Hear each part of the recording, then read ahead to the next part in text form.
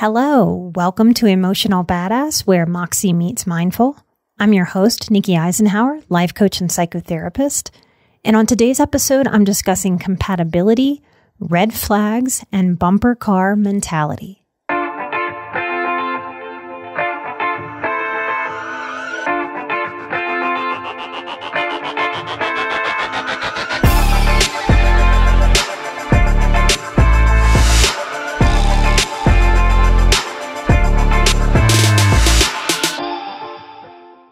When it comes to dysfunctional relationships that we've chosen and participated in, these relationships are different than the families that we had absolutely no choice in and were born into or adopted into.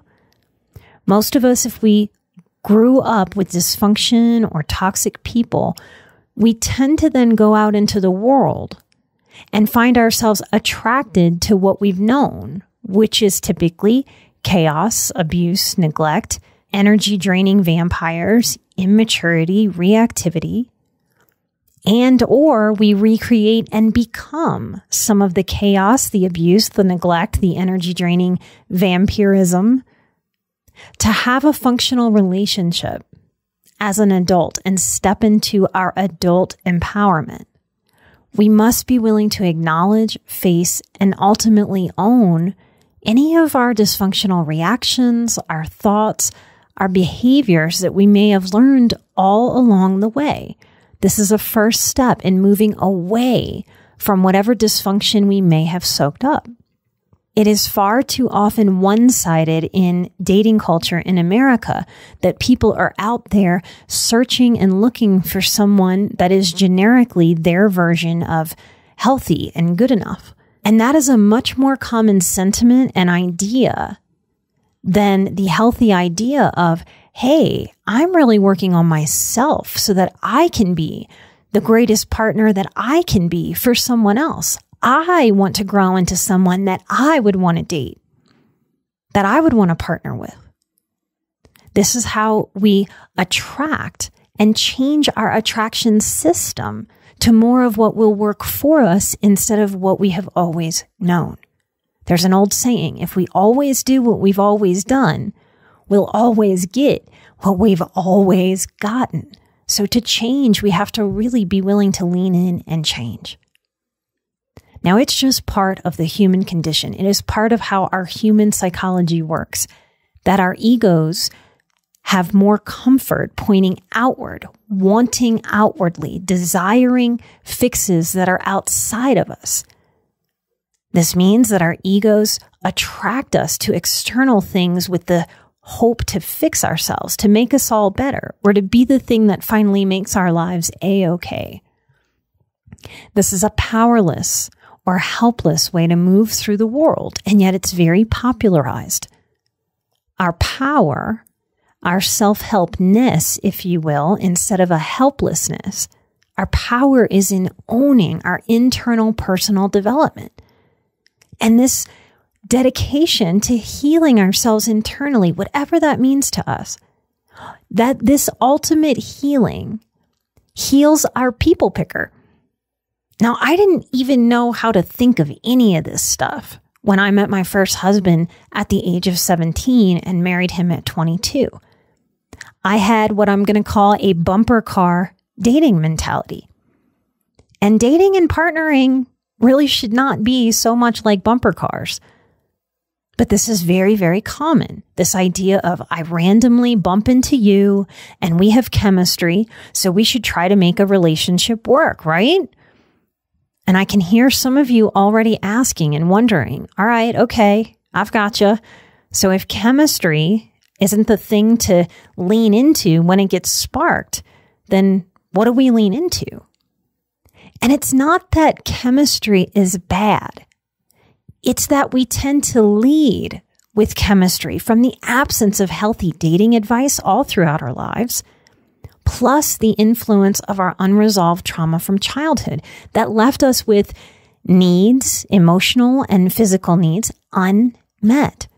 So we tend to find ourselves attracted to what we know until we know something differently. If what I had at 17 was a familiarity, with people incapable or unwilling to reasonably and reciprocally meet me halfway with a growth and personal responsibility mindset. Most of us with anxiety and depressive symptoms grown from this abuse or neglect history are operating from our wounding, desperately hoping that partnering with another will fill those voids. Often that insta-fire activated feeling that we label as chemistry, that we label as attraction, that goo-goo gaga obsession of mind-body flooded with drug-like attraction.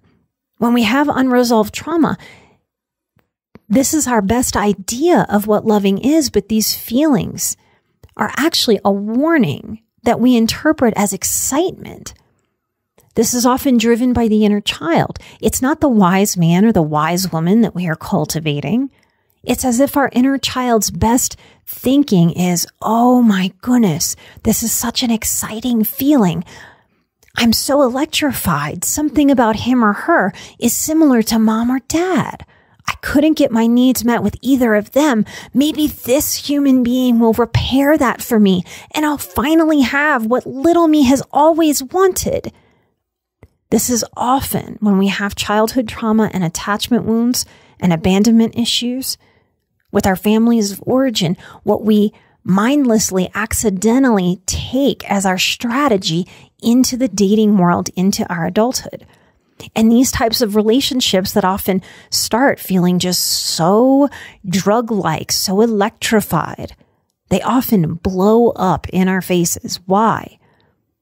Well, because our people picker was calibrated to pick people familiar with our family trauma. All Things Therapy, and as I say that, I realize that is the name of my healer's podcast and show, All Things Therapy with Lisa Tahir. But All Things Therapy and Healing bring us to new knowing so that we can calibrate our people picker, our attraction system, to our new knowing instead of to our old dysfunctional programming. Healthy chemistry is great and it is available. There is nothing wrong with chemistry at its face. The problem that I am attempting to name and put words to is that we tend to misconstrue and confuse that dysfunctional chemistry for compatibility without ever really giving consideration to what true compatibility is. Most people in this audience would identify as people pleasers, and people pleasing grows from our childhood wounding.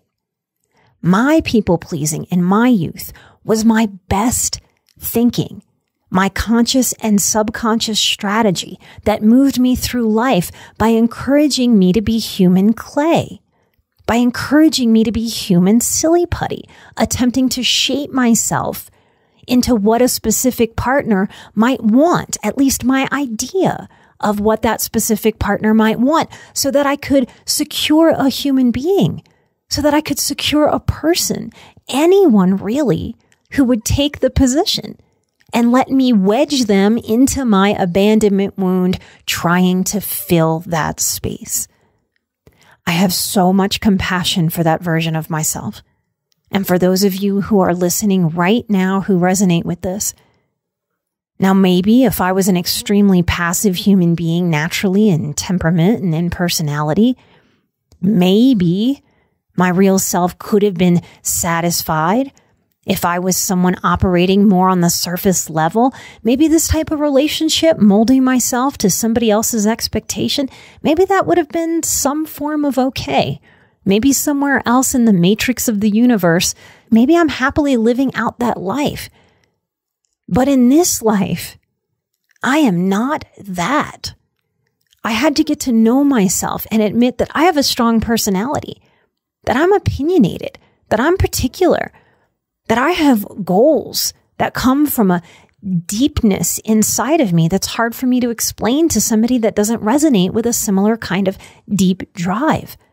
That I feel deeply and I feel spiritually called to a calling of dedicating my life to helping people sort out this sometimes beautiful and sometimes burdensome gift that we call human life.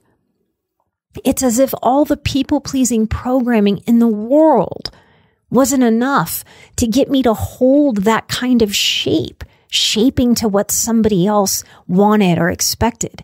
And my real, natural, and true shape had to come out and show itself, had to come out one way or the other, pushed out by the seeker's spirit that stood so strongly as my real shape.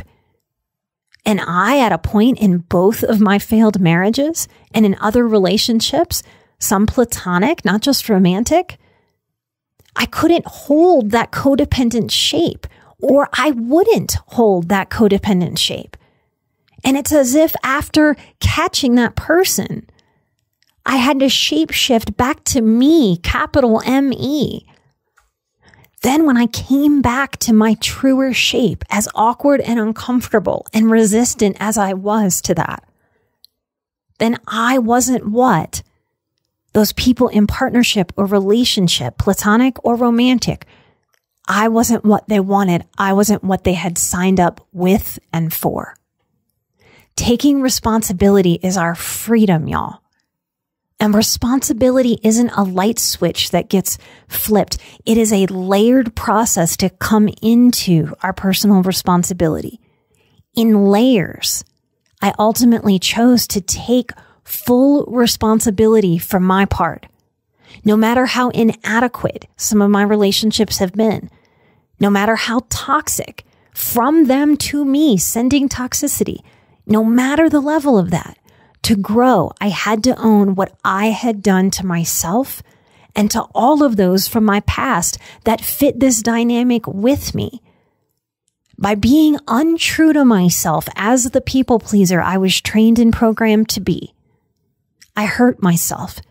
And I took other people for that ride by being inauthentic, by trying to be someone that I just wasn't, by ignoring my body that screamed at me every day of my life that I was living somebody else's truth and it wasn't working. It was false. It was phony. It was failing me. The hard truth about codependency is that when we are in the thick of it, we are being manipulative. We just think that it's for the greater good, or we think it's the right, loving, people-pleasing thing to do. And we're puzzled when we cannot uphold that shape that was never meant to be ours in the first place. Some of us with codependency gold medals, some of us who have gone out of our way to win the codependency Olympics, if you will, we might hold that shape for 20 years or 30 years or 40 years. But if we have a seeker spirit with insight, and if we are experiencing a natural and healthy maturation into ourselves, if we are evolving, if we are shedding what no longer serves us, if we are truly growing, the personality shape will come out, will show itself. If I had to pick the one most important thing to focus on while dating, it would be authentically, not codependently, representing yourself to others. Learning who you are outside of and beyond the people pleaser or the avoidant or the anxiously attached person that hardship, heartache, and struggle created. Getting to know what you want in life. This is your center. Learning how to define your center, how to find it, how to be with it and in it.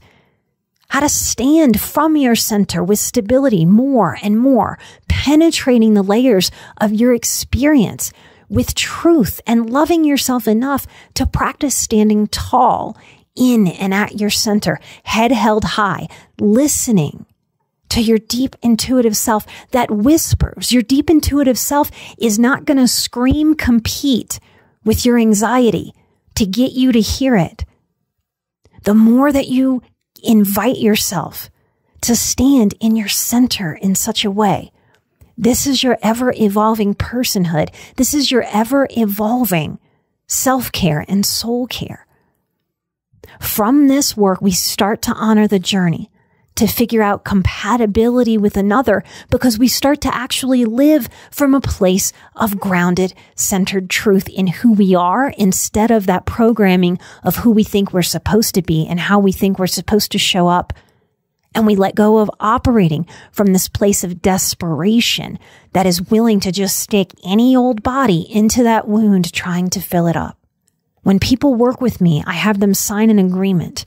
And one of those agreements on that document is committing to an understanding that you'll have to dig deeply and share honestly with me. And if you are manipulating the process by hiding from yourself or giving me a version of yourself that isn't real, then I cannot possibly help someone who is not being real with themselves and subsequently with me. Many people date in such a way. In such a moment when we are dating with the fake version of ourselves, the people pleaser, the codependent, the desperation trying to fill the holes from our wounding. In those moments, our vision is so limited. That vision only sees so far as catching someone, and it doesn't see further or beyond that. Because the person operating, the psychological self that is operating, is the inner child, who is desperate to secure a relationship, to catch a fish. And just like we know of actual children, they have little foresight or understanding about the time beyond now. So when we catch someone in such a way, it's as if real life starts to come at us at a certain point. Those life challenges that challenge our morals, our values, our beliefs, our principles.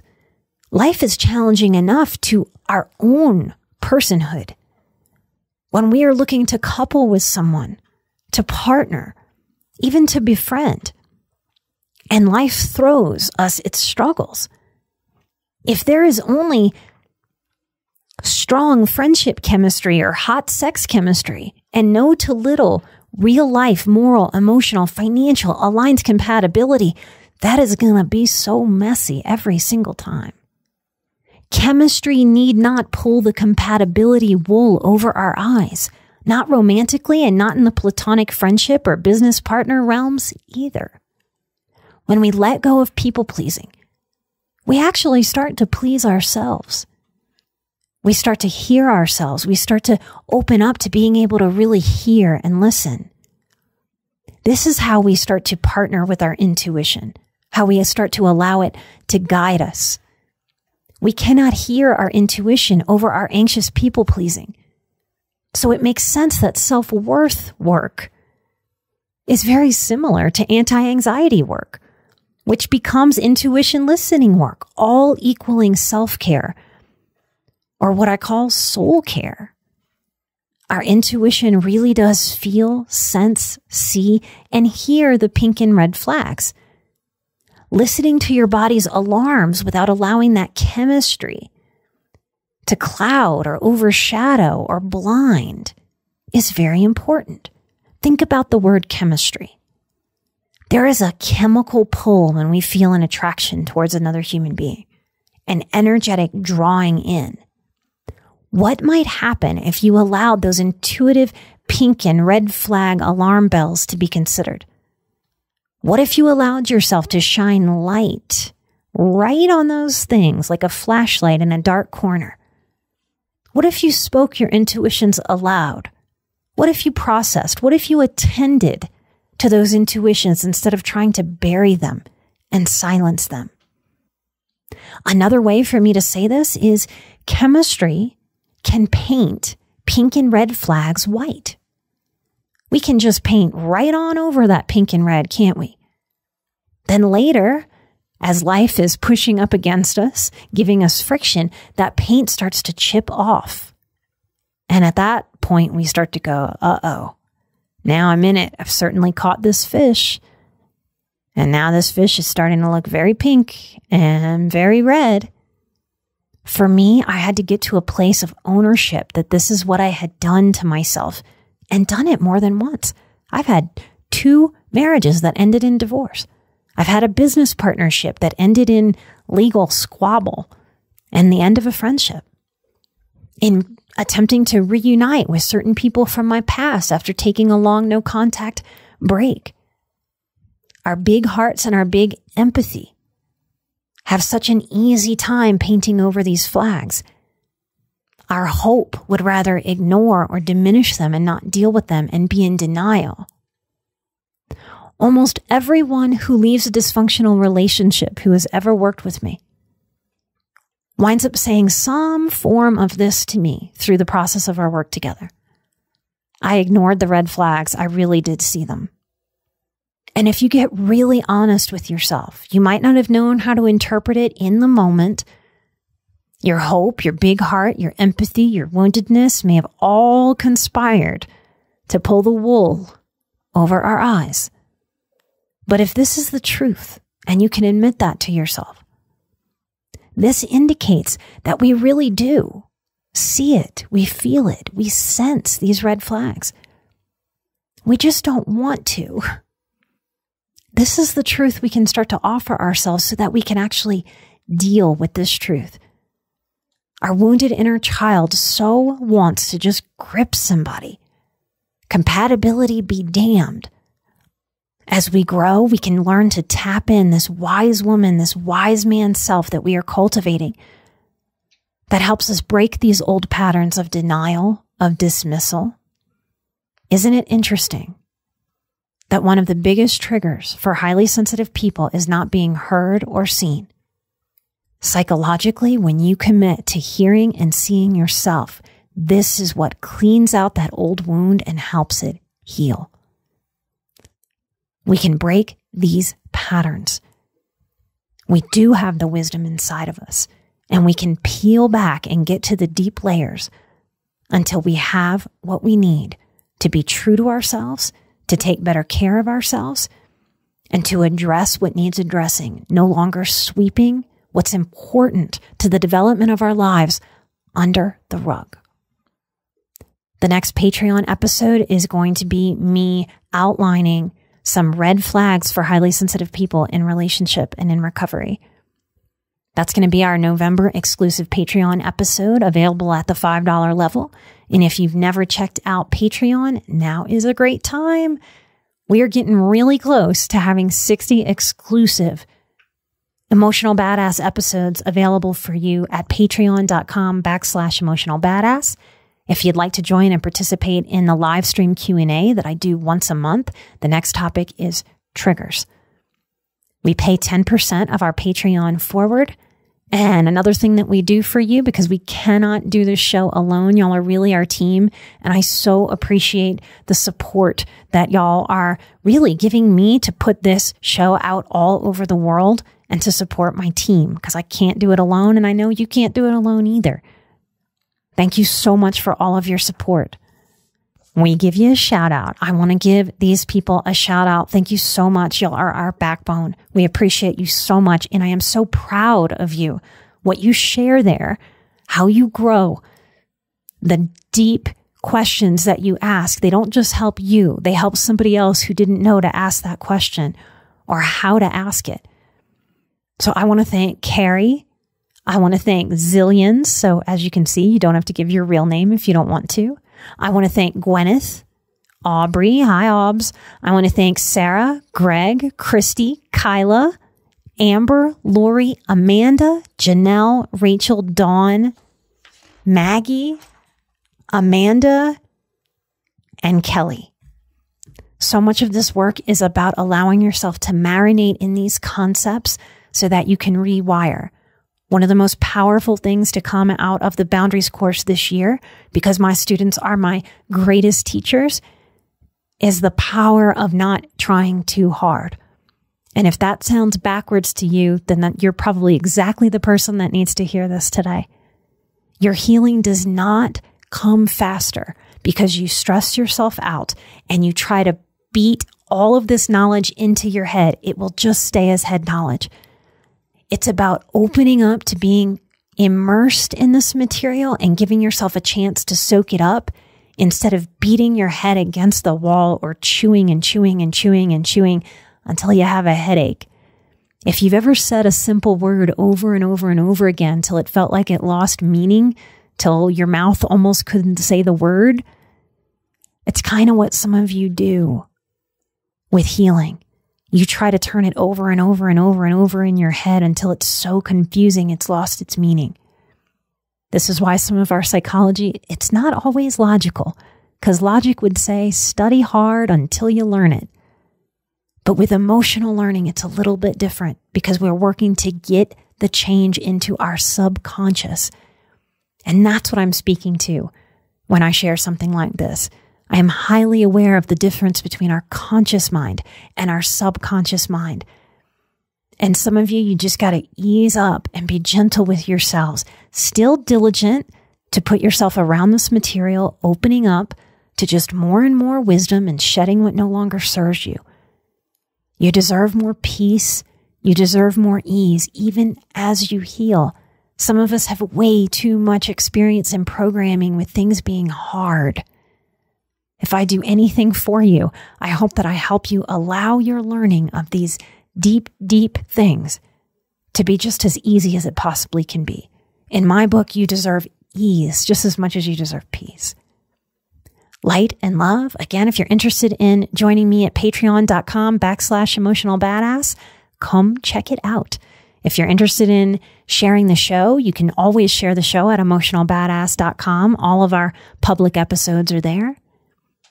I'm an emotional badass. You are an emotional badass. And together we are where Moxie meets mindful. Light and love. And I will see you in the Patreon, and I'll see you right here next time. Bye-bye.